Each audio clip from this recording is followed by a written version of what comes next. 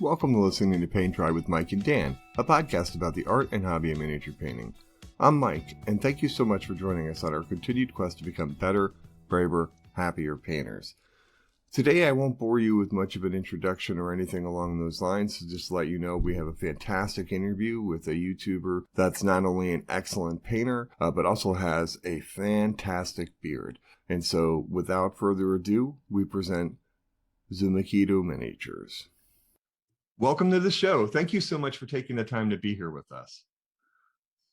Hi, thank you for having me. So the art of miniature painting is a very interesting thing, and we're going to delve really deep into kind of how you came into the business and such. But to start out with, let me ask you, how are you doing in the world of COVID? How has that kind of impacted your miniature painting? Have you got more time? Well, actually, like before COVID, I used to go to gym more, and now since everything is closed, I have more time for miniatures. So I guess more time for improvement. So yeah. Yeah, and have you painted? I always ask this now too: is have you painted more miniatures? Do you feel like during the time of COVID? In my case, absolutely, because I am not going to the gym, so more time on my hands. So it works for me. Let's start with asking you this question then about how did you get started in the world of miniature painting? So basically it started when I was 10 or 12 years old. And basically I was pretty fat and I had like no options to socialize. So the only options actually were through games like Pokemon cards or Star Wars miniatures. So that's what I did. And actually, when I was playing Star Wars miniatures, somehow the Wizards of the Coast, if you know the company, I think you do. Of course. Yep. Yeah. So they decided to not support the game anymore, unfortunately. But luckily, one day in the gaming store, I saw the like big fat catalog from Games Workshop, and I saw all the detailed miniatures. So I just told myself, why not start with that? So that's what I did. That's excellent. It's one of those things that people don't address as much in interviews or conversations is how kind of gaming gave them somewhat of a social outlet. You know what I mean? That it allowed them to interact with other people, etc. You started with Pokemon. A lot. I hear. Were you also into Magic at all too, or? Well, no. I was not really interested in Magic. Like I still like Pokemon actually, but I am not playing the card game anymore. Perhaps I would if I didn't have like Warhammer or if I didn't paint miniatures. Right. But I don't. So yeah. Yeah, I'm not a Magic player either. I just like the artwork on the cards. Yeah, it's pretty cool. Totally get it. Yeah, I just kind of my son plays it, so I kind of steal peeks at his stuff, or sometimes when I'm looking at Warhammer as well. Sadly, no. He likes to play the game sometimes, but he's not interested in painting at all. And he's kind of like he's 17, so he's in that phase of kind of girls, Yeah, girls have become the priority. And let's just say at 17, saying, "Hey, I paint miniatures" is not the best pickup line. But like at least girls like prefer guys that do something and not nothing. That's true. That's true. I can imagine that some girls will prefer a guy that paints minis instead of the guy who plays, for example, like League of Legends all day or Fortnite or whatever. Yeah, I have nothing against video games, but like I think it's more interesting to paint miniatures. Well, I mean, he's really big into photography, and he's a competitive swimmer, so he does have something to do. But I wish they would sit down. My daughters aren't interested in the games, but I can break out paints and get them to sit down and paint with me for a little while, which is fun. So that's cool. That's a good thing for sure. But so I'm very curious. You're now a tabletop gamer. You have Warhammer miniatures. What made you decide to kind of take them to the next level and paint them at a higher standard, and then teach other people via YouTube to do it? Okay, so that's gonna be a long story. That's okay. But like the motivation to really improve in painting miniatures came from like So I played Warhammer, and I wasn't really good at playing the game, but I still wanted to like win something. So there were events and tournaments where you can compete in regards to like how well is your army painted. So when I cannot win the reward for playing the game, at least maybe I can win the reward for painting the miniatures, right? So basically, that was my whole motivation for improving my skills in regards to miniature painting. Well, that's very cool. Hey, there's different motivations, different ways. So you are now gonna ask about the channel, right? Yes, sir. Yeah. So okay, let's go there. So my motivation to improve never was like scrolling through Instagram, seeing all the cool paint jobs, and thinking to myself like, hey, I want to paint like that, or like winning some competition or stuff like that. It always was like to get my army done. So then basically I decided to start a YouTube channel. We can go into why I decided to start a channel later if you want. Mm-hmm. But basically when I started the channel, I didn't paint just my army anymore, because you cannot really show all the techniques and stuff like that, like basically just on your army. So I had to buy miniatures that basically are there just for you to show how to perform a certain technique. Now, what made you decide to do the 5-minute format? So I don't know if you know this, but I have my channel for like 2 years and 2 months already. And basically, the motivation behind starting the channel is that I tried to start many businesses before like this channel. Mm-hmm. And basically, when I started this channel, I wanted to do something and like make money out of something that I love. So that is painting miniatures. I cannot really imagine that I am gonna stick to some office job or stuff like that and just be there. Like painting miniatures and making money out of that sounds way cooler, and that's what I want to do. So I'm always looking into formats that could bring value to the viewer. And at the same time, I didn't see formats that were short. For example, I really like Vince Venturella. You already had him on the show. Mm-hmm. Is that correct? Yes, indeed. Yeah, right. And he has great videos. I absolutely love them. It's probably like one of my favorite channels on YouTube. But the problem with that is that he doesn't really edit that much, and the videos are a little bit longer. Mm-hmm. And you can still learn from that, but at the same time, you really have to spend like 20 minutes watching them. So I told myself that 5-minute format could be really compact and really bring value to the viewer. So yeah. That's great. Yeah, absolutely. And there's kind of a place for all of it, right? If you need like a more in-depth or enjoy watching somebody lay 30 glazes down, there's a channel for that, right? But if you yeah, definitely. I apologize. I didn't mean to talk over you. Sorry. Okay. Yeah. So yeah, like definitely, I get it.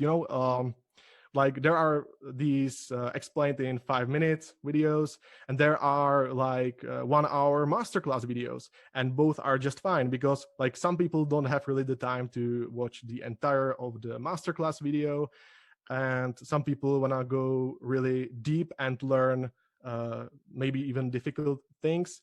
So maybe the masterclass videos are for them. So that's absolutely fine. There is something for everybody. And maybe somebody wants to learn how to make an iron hands with a pizza. There's always that possibility as well. Yeah, unfortunately, that was not really that good of a video. That's okay. I told you I watched your video. I don't lie. For sure. That's okay though. That's actually kind of the stuff I'm attracted to. Besides, I'm going to tell you that I think my favorite is the blending video with the Mandalorian helmet. That is some damn fine work, sir. I will say that for sure. Oh, thank you. Thank you so much. I actually think that I didn't really do that good of a job, because I mean, it's all right, but somewhere the blends are not really 100%, I would say. Well, come on, man. You and I both are lovers of Banshee. You know what he says about smoothness, right? You know. Yeah. But, okay, so I seriously waited for this moment because like I don't want to start beef with Banshee, but like it's still like Banshee says fuck smoothness. Like, okay, but at the same time, when you look at Banshee's artworks, it's so smooth. It's like smoother than actually like 90-95% that than every art out there.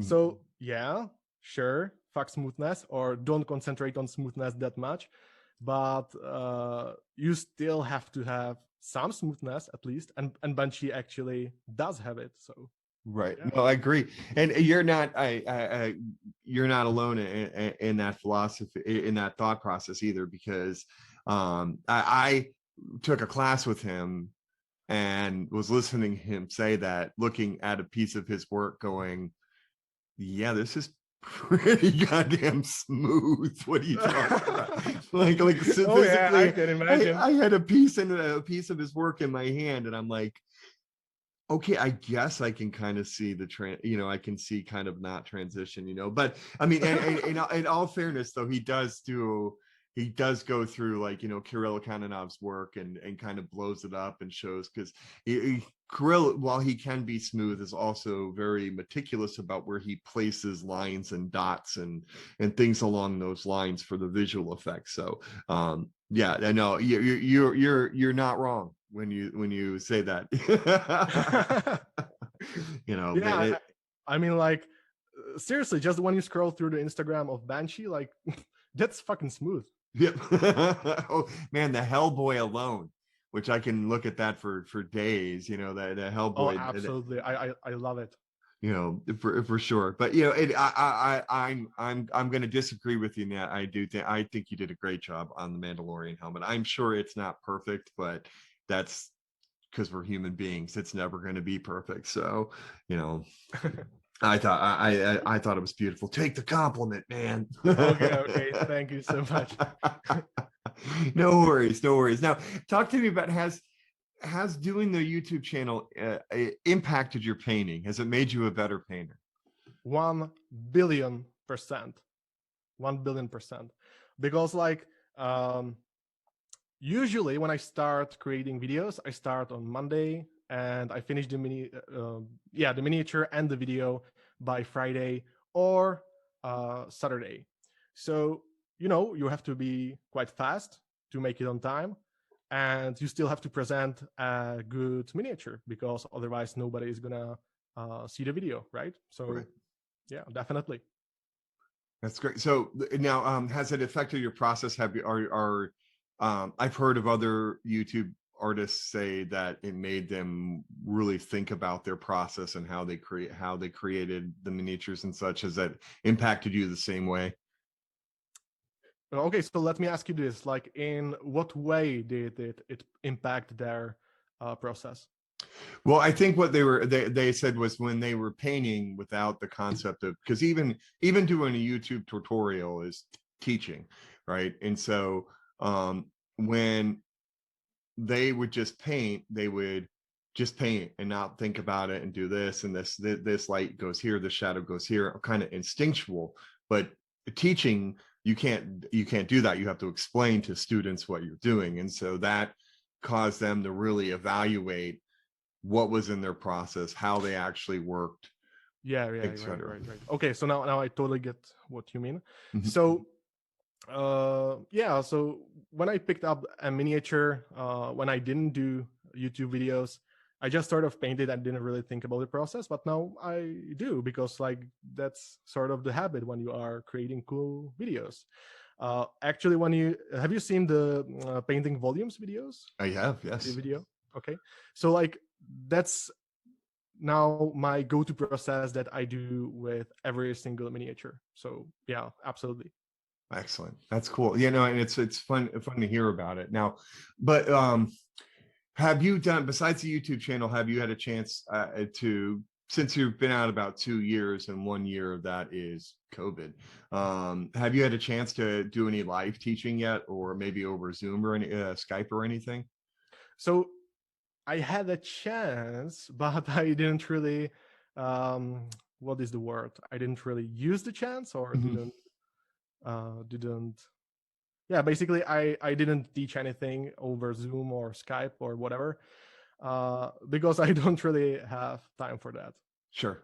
Yeah, no, I mean that whole process. I can't. I mean, like we touched on it a little bit in chatting between each other, with each other about, audio takes time to edit, but to me, the concept of editing videos is elusive. I can't even imagine how Oh much yeah, more effort that takes.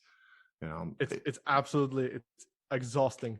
So basically, what I do is, for example, for the 5 minute videos, I make the script on Monday, then I record live, where basically talking head footage on Tuesday, cut it down. Then I start painting the miniature on Wednesday. So I basically have like 2 or 3 days to paint the miniature, and then actually edit the scenes where I painted. So yeah, it's absolutely exhausting. can't even imagine. Like just I'm tired listening to you. I'm like, man, we just record and then I listen to it one time through and then I go back and edit. that's what that's what I do. And I complain when I don't have my mouse because that takes me longer to do with the pad. But so yeah, I know I that's from somebody who watches your videos, I definitely appreciate the effort that you put in. Thank you, thank you. I'm not sure if you have seen like the pinned comments below the videos, because Some sometimes I. I read them sometimes. I don't at other time. Like it's kind of hit or miss whether I read them or not. Right, right. Yeah. Yeah, so basically, like below the videos, below the explained in 5 minute videos, there usually are pinned comments where I say, hey guys, this video took like 50 hours to edit, script, paint, and paint the miniatures. So if you want to support the channel, somehow just do that. Thank you. So yeah, like basically these 5 minutes take me like 50 plus hours to put together. Yeah, no, I don't take that much time to edit a podcast. That's for damn sure. I think, we do have over 50 hours of content, but not much more than that. So in a year. So thank you for all the effort. Now let me ask you this one. What do you think was the hardest one so far to like technique was the hardest to translate to a video? Like, was it hard to do like non-metallic metals or wet blending, or were they kind of the same as far as? Because I imagine, glazing, like glazing is a simple concept, but hard to Right. execute properly because of so many, like it makes intuitively, it makes sense, at least to me. But non-metallic metals and some of the wet blending are kind of a stretch for me. So I rambled. I apologize. But Oh no, no, that's fine. Um, yeah, like the problem with glazing on a video is like when you're glazing and you put down one layer, you cannot really see any difference usually if it's not a thick glaze. But still, like I think I did a good job in that video, like glazing in 5 minutes. But I think that I had the most difficult time with wet blending actually, Mhm. because like I fought the paint because um, I didn't always get the perfect blend, and some places were difficult to reach. So I think that one would be perhaps the most difficult. Right. That makes sense too, because like it sounds like it's easy enough to do. Put two paints together, blend them, mix them together. But like for people like me, I wind up kind of creating mud. You know, like instead of creating a transition, it's like, oh my god, it's tie dye. How'd you do that? Um, so that's I totally get why that would be a tough way to actually translate into an actual video. So Um, And like by itself, it's very difficult technique. So it makes sense that it's difficult to record. So yeah, but it's total time saver. yeah, I can imagine. Yeah, it gets that jump. You get that jump forward and in getting a transition for sure. And I think a lot of Absolutely, people have the absolutely. misconception that wet blending is it, like you wet blend and you're done, and that it's all painting is really isn't one technique, it's the combination of techniques. Oh, absolutely. Sometimes people, when they watch my videos where I explain one certain technique, they get the impression that you should just pick one technique and run with it. And that's absolutely not the case. You can combine them, and you should perhaps combine them. Even like Travarian mentioned that you shouldn't really think in terms of techniques. And I actually think that breaking down miniature painting to techniques is useful when you are, for example, beginning with your hobby.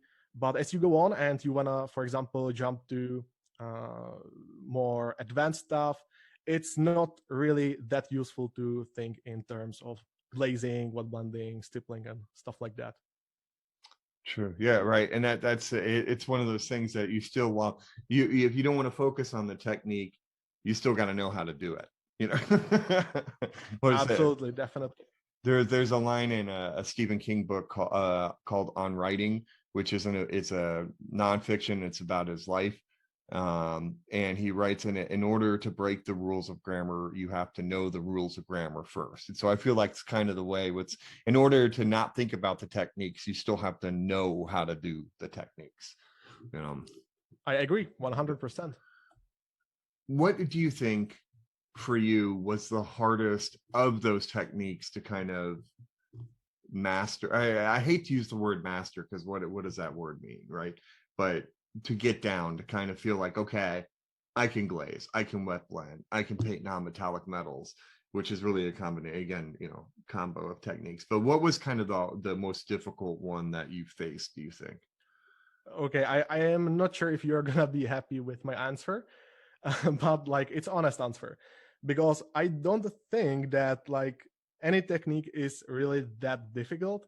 It's more of how much time are you willing to invest in order to really learn it. Mhm. So for example, glazing is not difficult. Like wet blending doesn't really have to be difficult. It's just about like which paints are you going to use, for example, for wet blending, because not every single paint is suited for wet blending. And for example, for glazing, it's more difficult to glaze light colors and more easy to glaze dark colors. And for example, if you have seen my non-metallic metal video where I paint the goblin helmet, Mhm. that helmet took eternity to glaze down. The transitions, I basically value sketched the reflections, and then I glazed the transitions between them. And since it was really light paint, it really took a lot of time. It was not, I wouldn't really say it's difficult, it's just time consuming. And I think it's the case for every technique. Mhm. Right. And I think that's the case. Like, I think that's a realization I had with glazing was I kept saying, well, damn it, it's not doing it. I'm not doing it. I'm not doing it. And when I just kind of finally just said, well, keep going, see what happens. And for me, non-metallic metal was I can't do this. This is crap. And then I edge highlighted and went, oh, okay. I am actually kind of getting this now. You know what I mean? Like there's kind of little things. And that's actually one of the things I think that's interesting is that what I like for techniques like glazing, one of the thing and layering and creating transitions, whether you're smooth, whether you're wet blending or other things, one of the things I find interesting is that you don't see many videos where people or they talk about leaving yourself space to work. And Right. so, and that's kind of, I think that was kind of my biggest hurdle. And I saw that in one of your, and I think it was actually in your NMM video where you talk about, you need to leave, you have to have some space to work between the blends, et cetera. And so I was kind of like, yeah, that makes a lot of sense. Yeah, I totally get that. Some people can get impression that the video is 5 minutes long, so maybe it can be done in 5 minutes or something along those lines. But yeah, honestly, it just takes tens of hours to get down a single piece on a miniature. For example, the helmet in case of the goblin. Nice. Now, I also have noticed on your webpage that you're not just a Warhammer painter, that you also have been painting Marvel Crisis Protocol. I believe even one of your videos at OSL was, or Glow Effect, was about using a Marvel Crisis Protocol. How has it been painting those miniatures? Have those been fun to paint? So I painted a lot of Space Marines in the past, so that's a nice break from the Space Marines. Yeah. You know, like Warhammer miniatures in general have so many details, and it's great. There is a lot of like information and noise to make it interesting. And like Marvel Crisis Protocol miniatures are still detailed, but not as much as Warhammer. Mm-hmm. And you have more space to really express yourself. For example, if you have seen the glow effect video, as you have already said, like the Hela miniature has a lot of flat space that you can really work with. So for me, what I did is that I painted the glow effect there, and that's it. But you have a That Loki mini. answers your question. Yeah, no, absolutely. I just, there's so many different miniatures out there now, different companies, etc. And of course, Games Workshop is the big one in the block. But I'm always curious because I haven't actually touched any of the Marvel ones. At all. So I was just curious if they were as fun to paint as a. They're not as detailed. That's a huge answer because that's kind of the fun of painting some of the GWs. But I also like the idea that you can have free range, somewhat with them too. On the, but like at the same time, when you are painting, for example, let's say a Sister of Battle that has like so many details that you have to just drown so many hours into the miniature for it to look decent. It's a nice break to just paint something more simple. So for me, it definitely works. And like the main thing about it is that it's Marvel. So yeah. Yeah, good stuff, right? Yeah, I'm wearing a Spider-Man shirt right now, which you can't see. So yeah, but I'm all about that too. Now, one of the things I wanted to ask you about too was we already talked a little bit about it, the Mandalorian bust that you worked on as an example for non-metallic metals. Do you do different scales, or was that kind of your first foray into busts? That's correct. It was my first bust ever, and I definitely want to paint more busts, but I didn't really have, I would say, chance yet because I schedule my content, and usually I just paint only for my content nowadays. Mm-hmm. But definitely more busts are coming, and even like for example 75 millimeters scale miniatures as well. Nice. Yeah, and actually I feel like as I'm getting older and my eyes are getting more and more tired, that 54 and 75 millimeter miniatures are becoming more and more attractive. Yeah, sure. Totally get it. Also, like you have the same issue where you are basically looking at a blank canvas, like a plain space which you have to fill with some texture and information or some kind of noise. So you really encounter this problem when you're painting larger scales instead of like Warhammer, where everything is like concentrated on really small space, and basically you don't really have to think about it. Right, and your use of the word noise is just perfect because that's exactly, like looking at, a Sister of Battle, the Sister of Battle you painted, beautifully done, but my God, just in the front view, there are 6 purity, there's 3 purity seals with 2 scrolls each, rows of grenades, you're like, holy crap. You're right. It's a lot of noise. And as that were to get bigger, that noise volume would decrease, and so it's a lot of fun. It seems to me like more fun, a little bit more fun if you're into the creative side to kind of dabble in open spaces for sure. But it also could be intimidating too, because you're like, oh my God, what am I going to put there?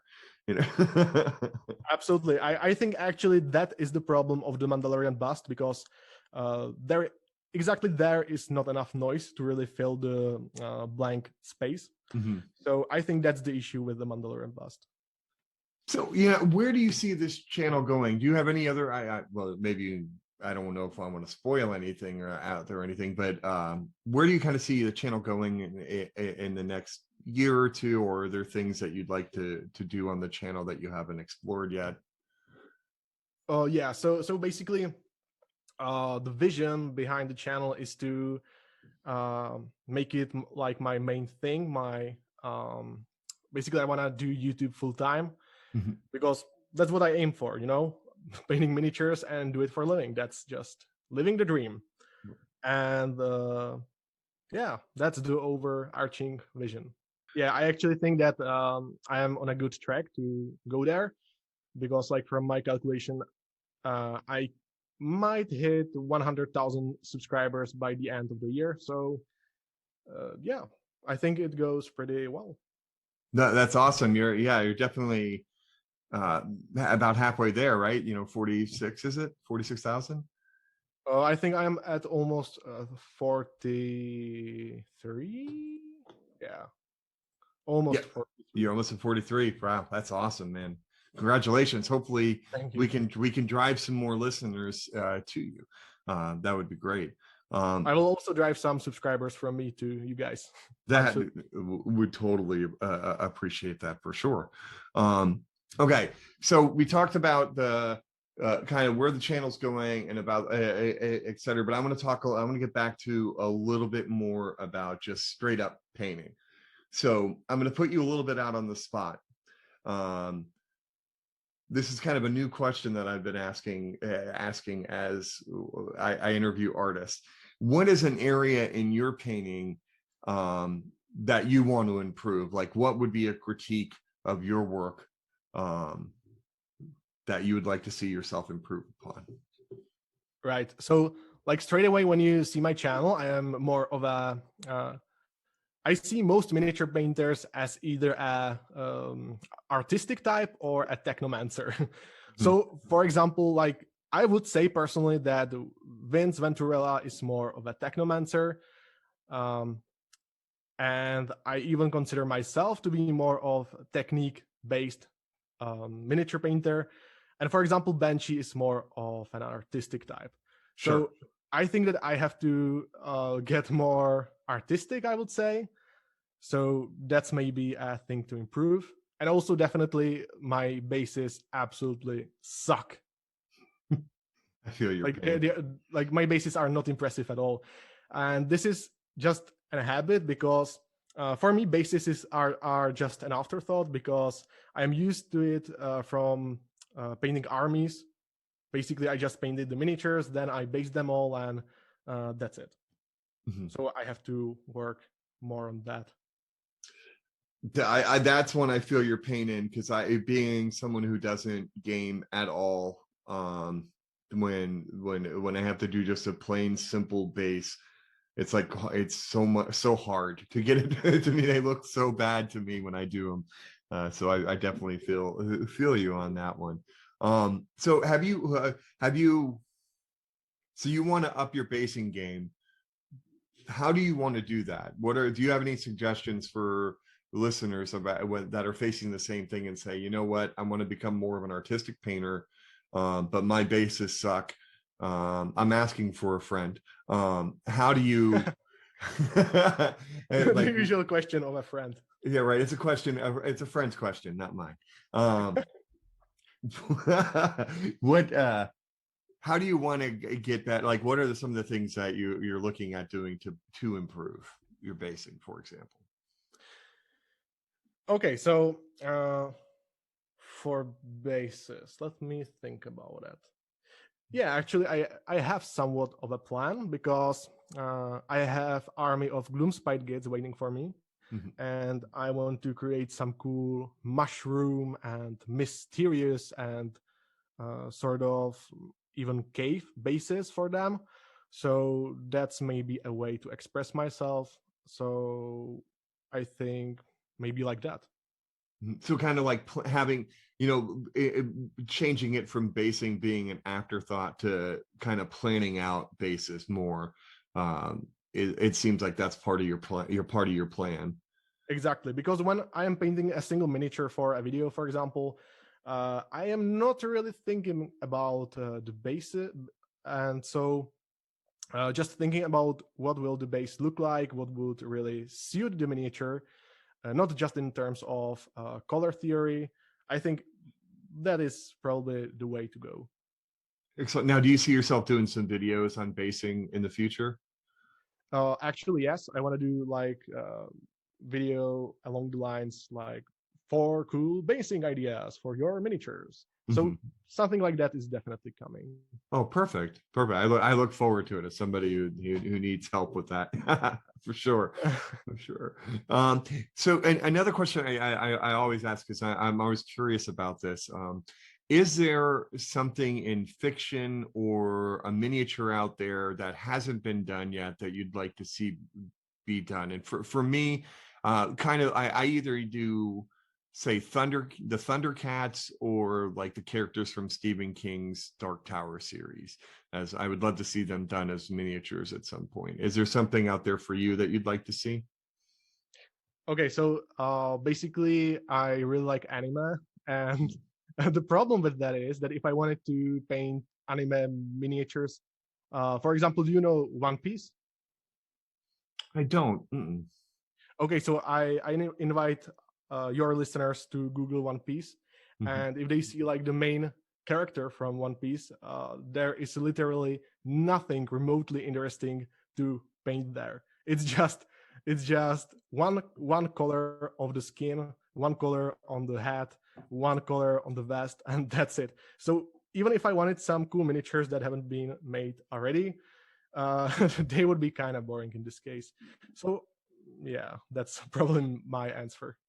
Oh, you know what? I was just in a comic book store um Sunday with my son, and they had a garage kit of him. Not a garage kit, it was just a model. It was just a statue. Of And of uh, of Luffy or from One Piece. I guess I'm looking online right now as we Yes, speak. I'm like trying to a see. straw hat or something. Yes, absolutely. Oh. Absolutely. And I actually have him. I think I have a picture because I interviewed a guy who repaints those. And I mean, like, it's a cool character. I like him a lot, but at the same time, there isn't really any room to really express yourself as an artist, or at least that's what I feel like. That Oh, is. believe me, there are many cool characters from One Piece. Oh, They are nice. so bizarre. Absolutely love it, but it doesn't really translate well to miniature painting, I think. Right, I get it because yeah, what you're saying about it. But if you know, the key though is that if you painted that and it made you happy, that's all that matters, right?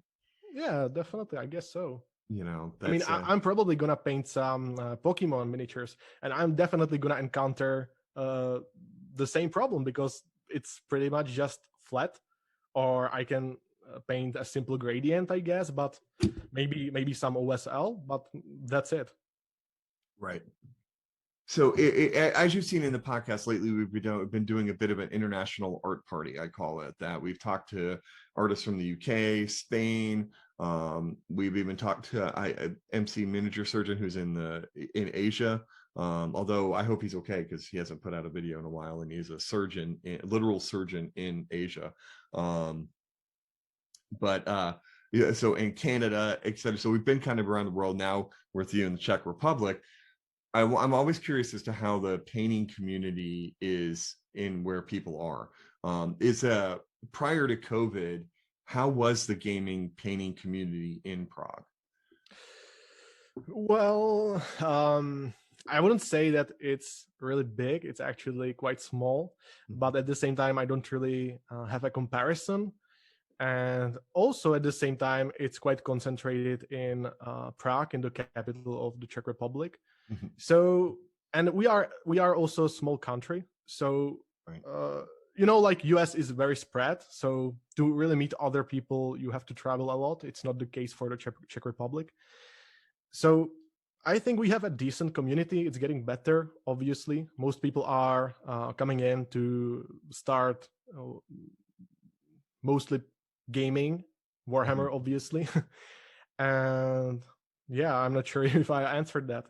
No, But absolutely. You know, and I didn't know. Like we hear from Spanish painters that they started out when going to golden demons and things along those lines, and that building a community kind of that way because there were, you know, it seemed like back in the 90s, early 90s, there was a games day every 2 weeks in Europe, you know, in a different country. And so that was the way that they built community. And, you know, and you actually nailed it, is that the US is so spread out that it's really hard. You know, we don't have like a concentration of painters like in Barcelona, for example, you know, or in Madrid right, that right, can right. go back and forth, etc. So it sounds, but it sounds like you do have some of a painting community though, which is good, which is a good thing. Yeah, and like obviously at the same time, like if I wanted to, for example, visit Trovarion, or if you know Flamion or Flamon, not sure how to pronounce it. Yes, sir. Uh, I can do that, you know, because like we are basically neighboring countries, Mm-hmm. so there is no problem with that. It's probably a few hours drive, and that's it. Well, that's not bad at all. Absolutely. And I love the illustrative style of Flame on miniatures. They're very cool. It's a very I don't know. I don't know if I would ever want to paint that way, but I love looking at it. You know what I mean? It's It's very, gorgeous, and to be yeah. honest, I um, totally got inspired from his style because, for example, when you see me blending some parts of the miniatures, I use exactly the approach that he is using. So, yeah. Let's talk about paints that go on your palette. Um, do you have like one of the big things in miniature painting now, and I've seen at least 10 videos on this, and I'm going to blame Mhm. Vince Venturella for this, that about universal highlight and shade colors. Um, Yeah, do yeah, you, yeah. I know these videos. yeah, you know, exactly. Now, with kind of that in the background in mind, are there paints that make their way onto your palette on almost any miniature besides just like white and black? You know, like for me, deck tan is all a deck tan and EQ by darkness have a tendency to always be on my palette. Those are kind of two of my go-to colors that I like to mix into things along those lines. And we have an artist like Michael Proctor in the past who has a purple that's, if you saw his artwork, you'd be like, yeah, he likes purple. And so are there things like that you tend to like or enjoy painting more? What colors do you like to enjoy painting more with? So I definitely really enjoy the paint from Vallejo. It's called magenta, Mm-hmm. just plain magenta, even like fluorescent magenta as well, but certainly the basic one. But I don't really find a way to use it on every miniature, unfortunately. But if I could, I definitely would. And if there is a color that I use almost every time, it's definitely ice yellow. I shall. It just works so well for so many things. If you want to paint, like for example, non-metallic metal gold, or if you want to highlight the skin tones, or really many things, it works so well. Mhm. Yeah, and it's that perfect step above ivory. You know, like because like you can even go further in the highlight using ivory, but ice yellow can be far enough. You know, so it's a great color. It's a great color for sure. Now, do you have a paint brand preference, or are you a by a color painter? Like, okay, I know reds from this line are good, they're shit from this line, etc. Well, actually, when I started, I was thinking in more in terms of which colors do I want instead of like what consistency, or like I didn't really care about how the paint exactly behaves. But nowadays, I actually do, and I really had a breakthrough moment in that when I got some scale 75 paints, because let me tell you, these are a real pain. They are so matte and they are just a hell to work with. I thought that my paint jobs are gonna be so much better with them, but for some reason I just cannot really get them to do what I want on the miniature. So nowadays I really like Vallejo, of course, because those paints are just universal. I don't mind Citadel, but I like Vallejo just a bit more because of, the bottles. And and also like AK Interactive third generation is really good. Mhm. Yeah, and that's So what that is it's interesting that I like some scale 75 paints, but I would have to say the majority of them I struggle with because I get like, I was painting with their oranges and their reds, and they're chalky because there's so much matte additive in them that, actually I have found with every paint, every scale 75 paint, it's the case that they become chalky quite fast for some reason. Yeah, it's the medium, I guess. right. Yeah. And it's that desire for that ultra matte finish, which seems to be we're kind of swinging the other way now, where it was like everything had to be super matte. And then you have lines like Chimera that have a bit of a satin finish. They're matte, but they have a satin additive that you can add to them to thin them, etc., which makes them not as matte. So it seems like some swing in those. So I'm not going to spoil it for listeners about what you say in your brush video. But can you talk to me a little bit about what brushes brushes and sizes you tend to use?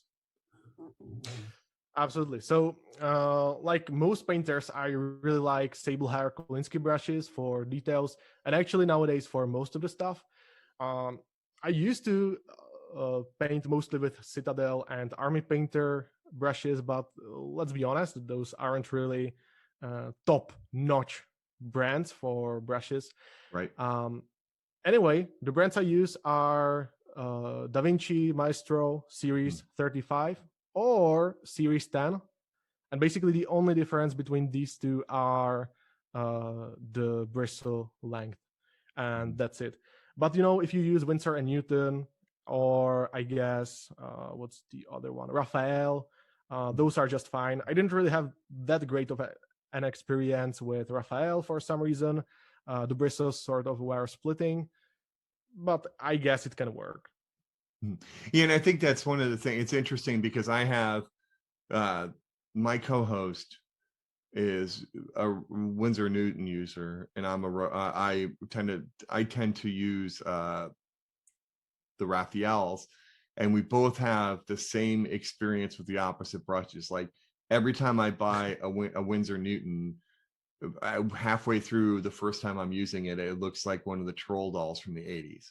And I'm like, how is this possible? And he complains about that with when he's gotten some Raphael. I think it just all depends on the batch you get, It's kind of luck of the draw. Yeah, I guess. But like with Da Vinci Maestro, it never happened to me, and it's such a good brand. I just love it. And honestly, I really like the long and thin bristles because they just allow me to be so precise.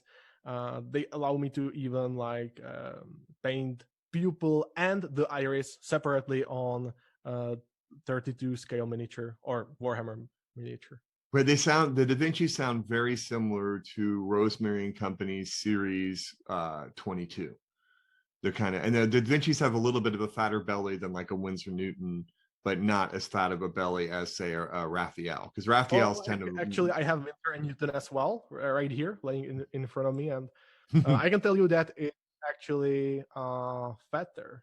The Winsor and Newton is a little bit bigger. Is it really? Okay. Yeah. Interesting. The way you described it originally, I would have thought that maybe it was a little bit thinner, but now I stand corrected. I've never used Da Vinci brushes, so they're a pain in the butt to get shipped here in the U.S. So, and they're always out of them on our store. So that's okay. I'm gonna keep trying to get them, but for sure. But once you get used to some brand, I wouldn't really switch because it's not really necessary. It's basically the same. It's Kolinsky, Sable Hair. It's not gonna be such an impact to change to other brand once you are using one of these top-notch brands. But come on, man! Haven't you seen the boards out there, man? They tell you which brush. You can see the battles over which brushes are better, and it's if you don't if you use Winsor Newton, you're gonna die. If you use Raphael, you're evil. You know. So by that logic, Darren Latham is already dead. Yeah, probably. Probably. These all the stuff that we saw, you know, we haven't seen a new video from him in a while, right? Granted, that's another context altogether, but you know. So one of the things we ask our guests to kind of wrap up the interview is that our motto is better, braver, happier painters. Can you give our listeners some advice on how to continue their painting journeys? Okay, so you basically want me to tell you how to be happier, how to be better, and all that jazz. Okay. So I am not sure what is gonna make you happier, because that is entirely up to you. You know, if you wanna paint your army and dry brush all of it, that's absolutely fine. But like for me, to be happier painter, I really have to improve, because if I'm not improving and I'm still, I still suck, and I don't think my paint job is very good, then I'm not really gonna enjoy it. And the way I'm thinking of this is that when you are, for example, let's say a musician, and you are, for example, playing the violin. So if you are not good at playing the violin, you are probably not gonna enjoy that. So my answer to that is that if you are gonna get better at painting miniatures, and if you get if you really take your time to practice deliberately, not just practice, but practice intentionally, then you are going to get better, and probably you are going to get even happier. So that's probably my answer to that. Perfect. Perfect. I appreciate it. Thank you. Dan and I would like to thank Zumikitos Miniatures for joining us today. He was a fantastic guest and really enjoyed the conversation. We'd also like to wish him a very, very happy birthday and hope that he has a fantastic day today. You can follow his work and learn a great deal from him on his YouTube channel at Zumikitos Miniatures. Also follow him on Instagram and Facebook at Zumikitos Painting. You can also follow us on Listening to Paint Dry with Mike and Dan on YouTube, Facebook, and Instagram. You can also follow us on Twitter at Dry Painting. Please like, subscribe, follow, and download wherever you get your podcasts from. Remember, we're on over 150 platforms, so hopefully it's easy to find us. If you could also leave us a great review, we would totally appreciate it. Have a thought about a future show? Want to let us know how we're doing on the current show or anything along those lines? Let us know what you're working on at listeningtopaintdry@gmail.com. We'll be back again in 2 weeks with another episode. But until then, realize it is not a fantasy. You can become a better, braver, happier painter. Until next time. Listening to Paint Dry with Mike and Dan is a production of LTPTWMD. All rights reserved. No portion of this recording may be used without the express written consent of the host. The music is Death by a Thousand Questions by Springtide. Download from the Free Music Archive on a non-commercial attribution share-alike basis. All views and opinions expressed in the show are solely the views and opinions of the person who said them. All celebrity voices, if any, were impersonated and done so poorly.